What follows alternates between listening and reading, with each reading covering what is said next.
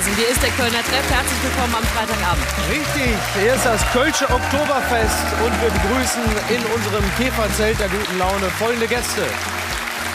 Sie sind Kölsche Jungs und jetzt auch gemeinsam auf der Bühne unterwegs für Vielfalt und ein buntes Leben. Herzlich willkommen, Peter Brings und Echo Fresh. Nee, aber tatsächlich, es sind ja gerade, ich glaube, Lenny Kravitz, Keanu Reeves, Peter Brings. gerade alle 60 Ja, noch Peter ist ja die entscheidende Frage. Ja, klar, Was guck, wir- sag. Ja, das sind diese Babyboomer-Jahre jetzt, so die jetzt langsam irgendwann dann auch auslaufen, aber Jahrgang 64, noch bis 65, 66, da geht es dann schon ein bisschen runter, sind natürlich riesengroße Jahrgänge gewesen, auch in den Schulen. Wir hatten volle Klassen damals schon.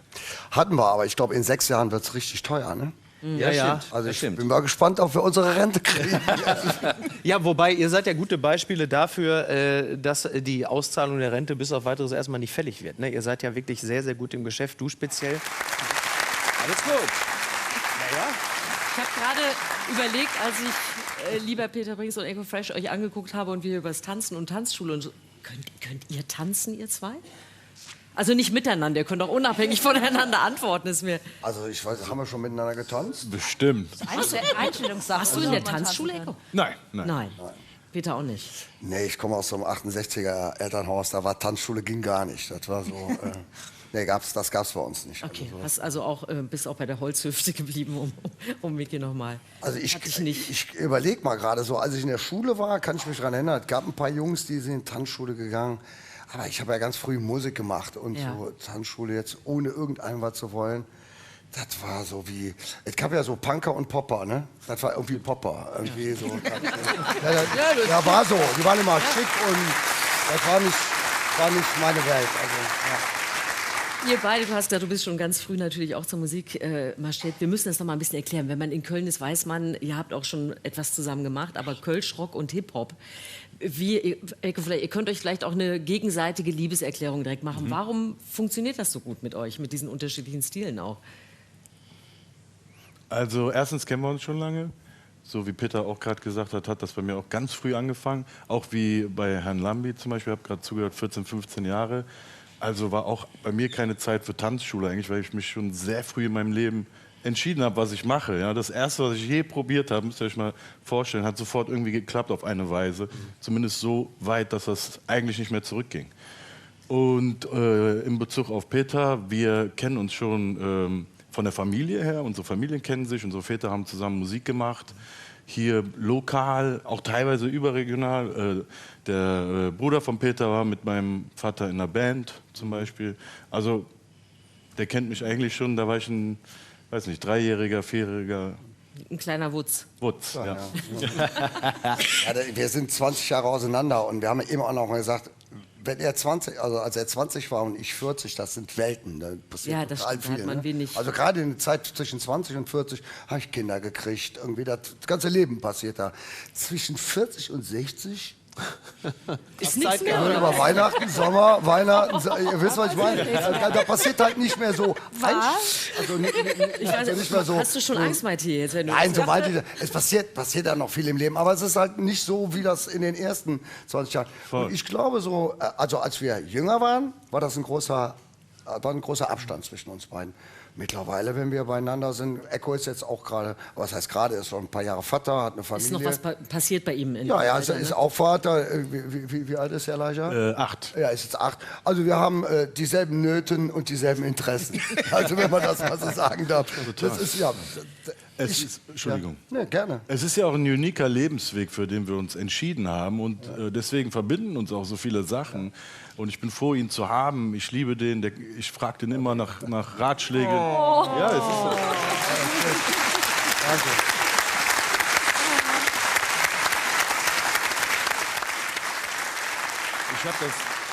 Ich habe das ganz normal ehrlich gehört. Ich meine das wirklich. Ich freue mich, dass ich jemanden habe, den ich anrufen kann, der diesen einen verrückten Lebensweg auch schon gegangen ist und Ist ein er ein bisschen weiter Ratgeber auch schon ist. manchmal für dich, der Peter? Total, total. Auch ein bisschen so Mentorship und so. Ich kann mich immer mit ihm unterhalten. Und ja, wir sind voll auf einer Gab es auch mal eine Zeit, wo ihr eure Musik vielleicht nicht so gut fandet gegenseitig? Oder war das immer... Eigentlich nicht, ich war eigentlich immer offen und du auch. Nee, Also ich habe nie mit Musik Stress gehabt von ihm oder so, dass ich gesagt habe, da komme ich nicht klar mit, überhaupt nicht. Nee. Aber wir diskutieren auch, wir haben auch schon mal eine gegensätzliche Meinung. Also da wird auch schon mal hin und her diskutiert. Das ist auch total wichtig bei einer Freundschaft, also finde ich. Ich finde, sowieso ist es ein großes Glück, dass man gerade in unserem Geschäft, und ich mache Musik ja auch schon viele Jahre, ich kenne viele Leute, aber dass das wirklich eine innige Freundschaft ist. Wenn wir telefonieren, sagt der Ecko zu mir am Telefon, ich bin froh, dass ich dich höre. Und das gibt es ganz wenige Leute, also wo du merkst, dass das nicht irgendwie so ein Gequatsche ist, sondern wir sind echt schon, das ist schon Buddies. Das ist so, ich will wissen, wie es ihm geht und er will wissen, wie es mir geht und quatscht miteinander, wie das bei richtigen Freunden, wie man das halt so macht. Ja, aber es ist schön, dass man das, wie du schon sagst, auch so in so einer Branche so erleben kann. Ich weiß nicht, Hera, gibt es viele Leute, du hast ja auch einiges mitgemacht, auch an Enttäuschungen möglicherweise. Hast du das, wo du sagst, es gibt wirklich so ein paar wenige Leute, da kann ich mich immer melden und da weiß ich, das funktioniert doch ehrlich. Sitzen im Publikum. Ah, wunderbar, Meine herzlich zwei. willkommen. 40-jährige Freundschaft. Sind mit mir durch dick und dünn gegangen. Spricht dafür, wenn Sie mitgekommen sind. Ne? Eure Freundschaft hat euch mal wieder zusammen auf die Bühne gepackt. Die Bunte Brücke ist eure Single, die ihr gerade zusammen macht. Ja. Wir reden nicht von der Hohenzollernbrücke. Überhaupt Nein. haben wir schon ein bisschen Angst gehabt, überhaupt über Brücken zu reden heute, aber eure ist total in Ordnung, eure Brücke. Es geht um welche Brücke, die ihr eigentlich besingt? Also es ging am Anfang um die Mülheimer Brücke, so habe ich den Text, zumindest meine Strophe, geschrieben. Und ich wollte so einen Song machen, ich hatte so ein bisschen im Kopf so was Kölsches, was Verbindendes, ja. Ich habe auch oftmals soziale Themen besungen, auch oftmals den Finger in die Wunde gelegt und auf gewisse Missstände hingewiesen. Ist auch eine gute Sache für Rap, ne? Dafür ist der Rap gut gebrauchbar, sage ich mal, ne? Weil da viel Text reinpasst. Aber das habe ich diesmal nicht so gemacht. Ich dachte, das ist nicht die Zeit dafür. Ich dachte, gerade jetzt ist vielleicht die Zeit, was zu machen, nicht die Probleme zu benennen, weil das machen gerade alle. Ich kann schon gar nicht mehr Fernsehen. Ich würde was machen, was vielleicht die guten Sachen benennt, nur was wir alles haben und wie schön das ist, was wir haben. Und ja, da habe ich mal den Peter auch drauf angesprochen. Die Hook ist schön, ne? Fand Die er können, wir direkt uns, super. die können wir uns doch mal anhören zusammen. Ja, wir hören gerne. euch nachher sowieso noch live, aber wir können trotzdem schon mal kurz rein in die Bunte Brücke.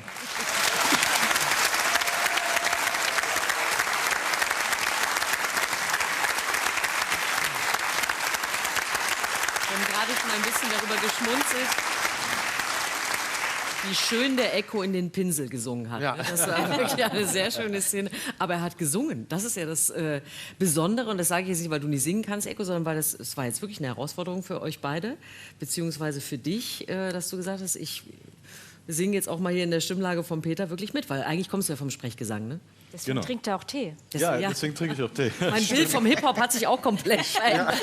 Das stimmt wirklich. Ich habe gerade mich unterhalten. Ja, ich komme gerade von ein paar Auftritten und deswegen habe ich heute mal Tee getrunken, weil ich habe ihr gesagt, ich muss gleich noch singen. Ja. Ja, ist ein neues Gefühl, aber der Peter gibt mir da auch Kraft. Der hat mich im Studio natürlich auch beraten und hat gesagt, hier, sing das noch mal ein bisschen so, bisschen so. Das hat mir auch Mut gegeben. Ich habe ja in so einem TV-Format mitgemacht, wo man auch singt. Und da habe ich mich zum ersten Mal so getraut. Ich habe davor schon hier und da mal gesungen, aber nie so bewusst zu sagen, ja, okay, ich singe jetzt mal einen Song. Aber ich glaube, das ist vielleicht ein Tool, den man sich aneignen kann, wo man vielleicht auch als Rapper in Würde so ein bisschen altern kann, wenn man das teilweise mischt. Ja, mal rappt, mal Bist du schon singt. im Würde-Alter? Schon wieder beim Alter. Ja. Das ist aber eine alte Sendung hier heute. Das ist wirklich eine sehr alte Sendung. Also, Du weißt, was passiert, ne? Rapper verkündet Karriereende und so weiter. Das nein, steht nein. ja am Ende so. Bitte Entschuldigung, nicht. aber Rap ist ja so ein Youngman-Sport, so wie Fußball. Ne? Da kommen ja jedes Jahr 20 neue und es gibt nur so eine Handvoll Leute, die sich über die Jahre irgendwie so entwickeln, dass sie dabei bleiben. Aber das bedeutet auch, dass man sich teilweise manchmal verändern muss, aber beim Kern gleich bleibt. Halt teilweise auch entwickelt. Ne? Und da hat mir der Peter auch den Mut gegeben, bei der praktischen Seite, der sagt zum Beispiel, mal singen. Ist auch in Würde gealtert, der Peter hier, ne? Mit der Musik. Ich denke auch gerade drüber nach. Das ist, in der Tat ist das schon eine wichtige Frage in unserem Job. Also du kannst jugendlich bleiben, dann kann das echt nach hinten losgehen. Es gibt ganz wenige Leute in unserem Land, die das dürfen. Ich sag mal, Lindenberg ist vielleicht so eine Ausnahme. Der ist so, wie er ist. Ich habe ihn ja in den letzten Aber er hat ja Jahren... auch ein bisschen was wenn du so eine Art, wie so eine Comicfigur bist mit Hut und Hose, dann geht es wahrscheinlich. Aber ansonsten ist es natürlich in der Regel besser, man setzt sich irgendwann ans Klavier, ne? Anstatt dass man halt immer noch. Vor allem, du musst ja, also ich denke, wenn ich vom Fernsehen sitzen würde, würde ein Auftritt von mir sehen, würde denken, boah, Alter, das ist aber jetzt eine Nummer drüber. Das Schlimmste, was einem passieren kann, ist, wenn man sich über sich selber schämt, finde ich. Ja, das ist wahr, ja. Und deswegen muss man sich auch schon frühzeitig Gedanken darüber machen, wie das vielleicht weitergehen kann. Und ich glaube, wenn du älter wirst und du willst das, findest du auch eine Art der Darbietung, die dann nicht unangenehm ist, die dann irgendwie zu deinem Alter passt. Außer du bist Udo Lindenberg. Ja. Der darf das. Also das würde ich fast sagen, ist der Einzige, den ich in unserem Land kenne. Der ist ja auch wirklich tatsächlich immer so. Also Ja. ich glaube, der geht mit dem Hut ins Bett. Er geht auf jeden Fall mit Hut joggen, das weiß ich. Es gibt Leute, die haben ihn an der Alster gesehen, in so Jogginghosen, so Spandexhosen, aber mit Hut und diesen Haaren. Dann Nein. da läuft er dann. Ist es dann Das ist wahrscheinlich ein Jogginghut, also wie so ein Thermo-Jogginghut Ich finde oder gut, so. dass Ja. Marti die wissenschaftlichen Fragen so. Ja,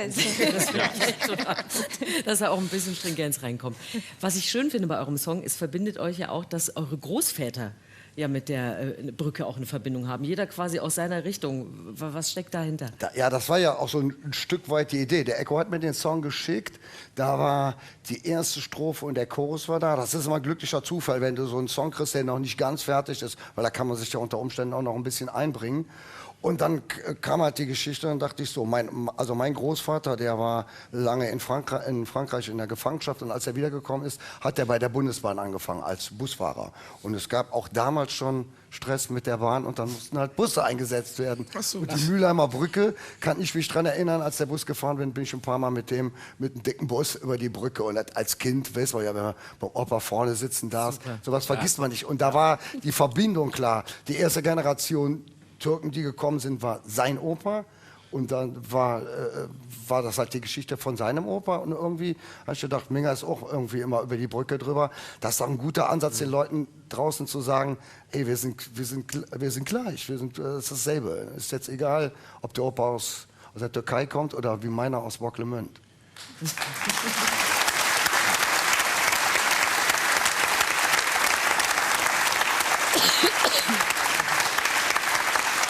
Also,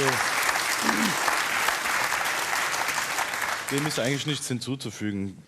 Köln hat eigentlich eine total enge Geschichte mit der türkischen Community. Ja. Und man muss nur zum Beispiel an die Fortwerke denken oder was auch immer. Die ganze Stadt hat eine ganze History darüber. Und ich bin einer der Figuren, die das immer wieder besingen. Und deswegen ist das natürlich, findet das jetzt hier auch in diesem Song statt. Und wie gesagt, das ist so ein positives Beispiel, der Song. Ne? Das ist so, ich wollte so ein Wir-Gefühl schaffen. Und wir werden damit auch auftreten. Ihr werdet auch in den Karneval damit gehen? Ja. Also es ist immer so, wenn die zu uns kommen und sagen, nee, das geht auf gar keinen Fall, da ist das für mich ein Grund, das zu tun. Und warum sagen Leute, das geht nicht? Ja. Weil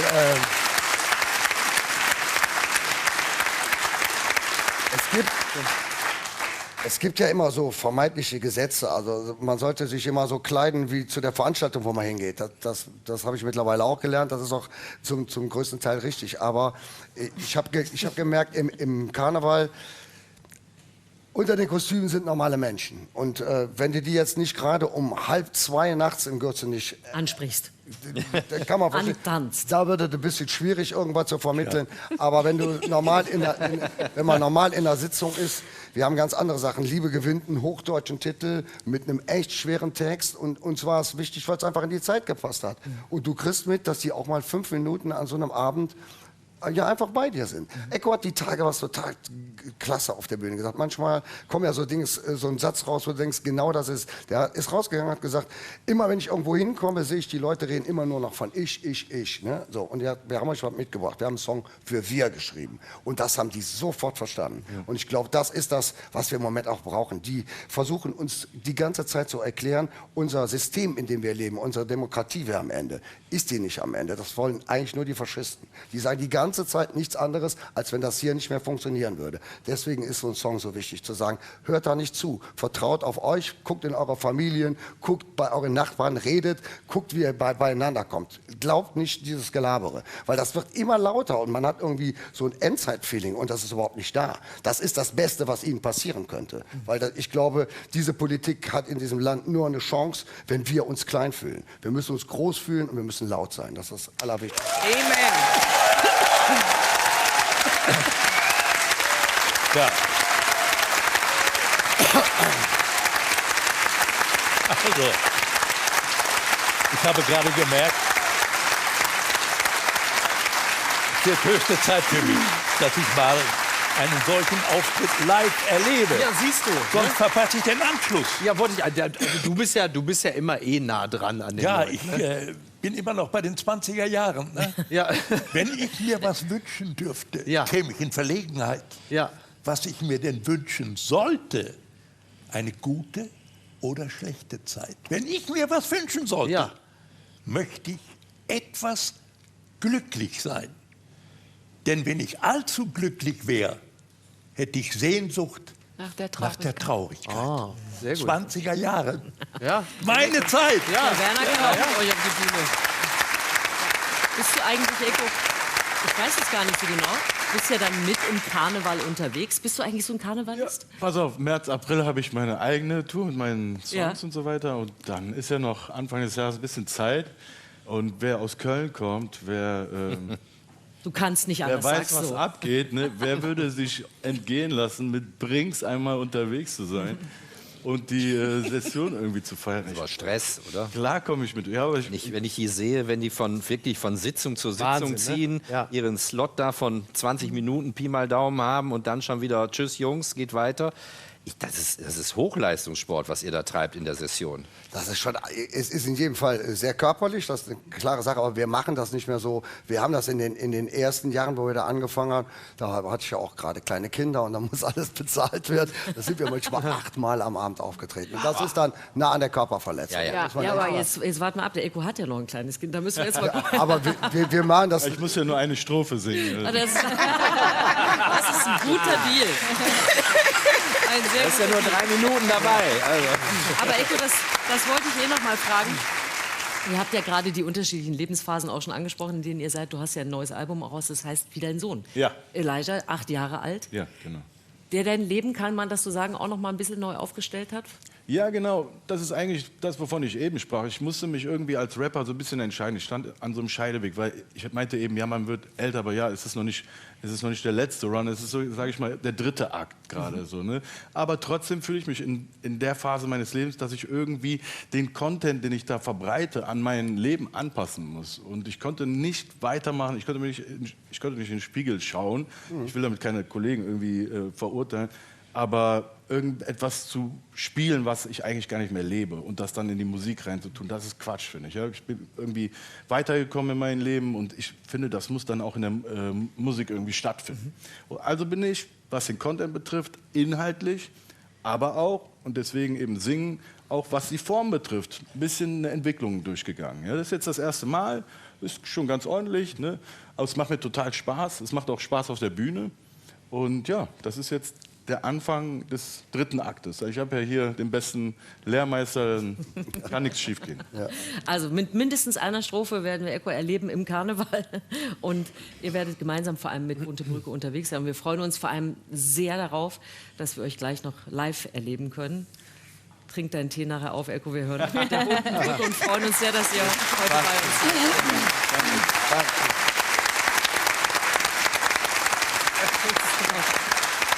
Wir lassen es richtig krachen heute, ne? Ich finde, dass unsere Sendung heute wirklich eine bunte Brücke war. Wir haben so viele schöne Eindrücke, so viel über Herkunft gesprochen und wo alles dann doch wieder am Ende zusammengeht, vielleicht noch über eine Brücke. Und deswegen freuen wir uns sehr auf Peter Brinks und Eko Fresh. Macht den Vorhang auf, liebe Leute. Zusammen die Brinks, Eko Fresh, die bunte Brücke. Schön, dass ihr da seid.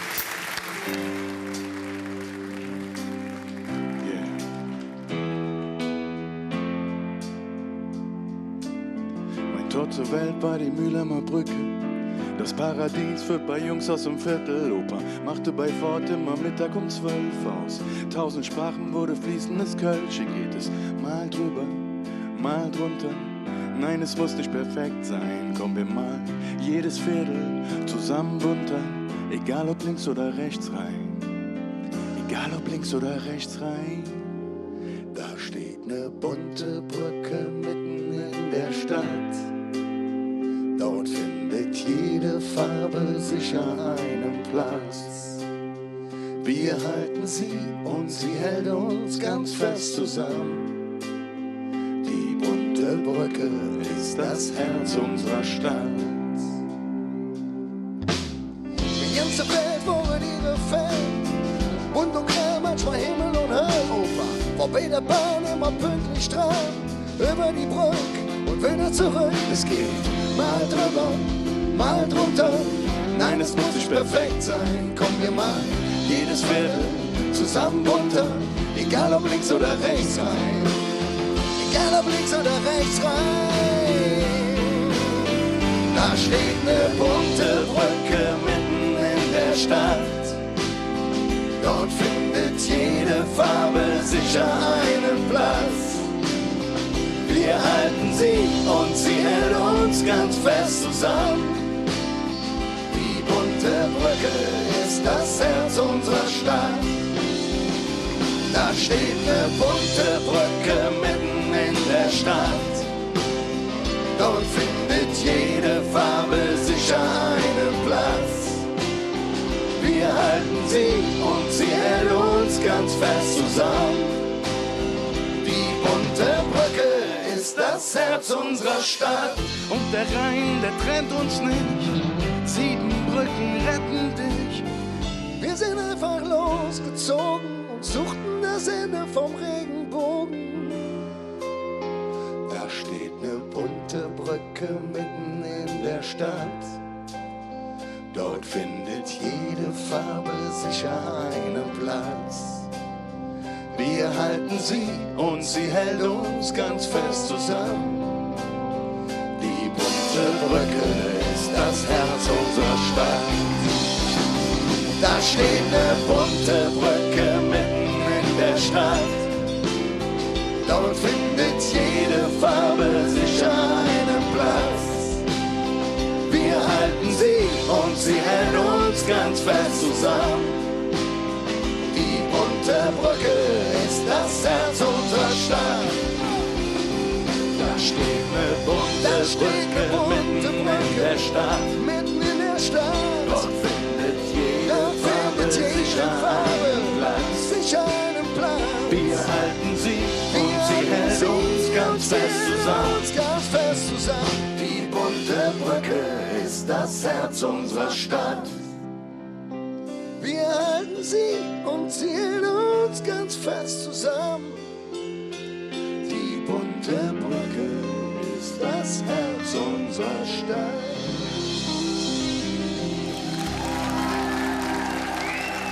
Dankeschön.